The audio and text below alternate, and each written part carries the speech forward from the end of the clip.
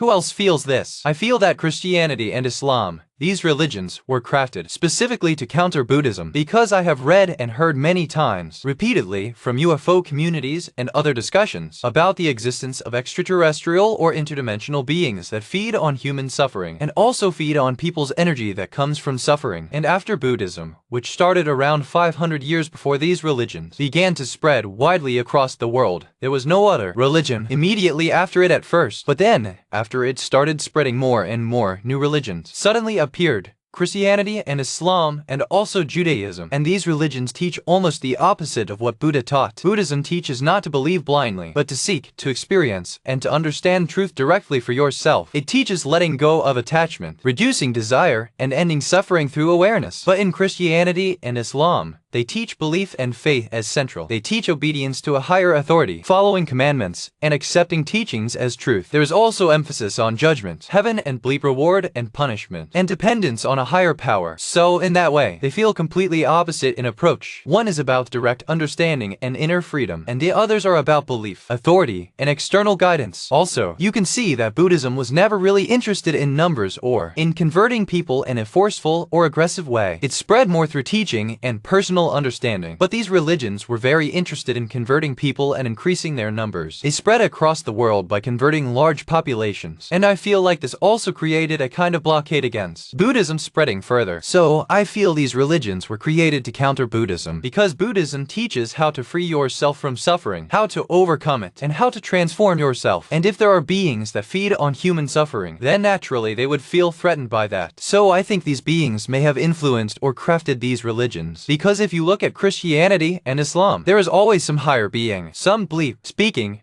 giving commands, telling people what to do, and I feel like those could actually be these same beings that feed on suffering. And you can see in history how much suffering has come from these religions, how many wars were created, how many people were killed. Islam also destroyed Buddhist centers like Nalanda University, and I feel like behind that, there may have been these same forces influencing people to destroy Buddhist knowledge and centers. And if you look at major wars, like World War I and World War II, these wars all happened in the context of Christianity, and even the wars happening today, in one way or another, are still connected to these religious divisions. So when I connect all of this, I feel like these religions were created to oppose Buddhism, to maintain suffering, and to prevent people from fully freeing themselves. I'm not saying this is 100% true. This is just how it looks to me. What do you think?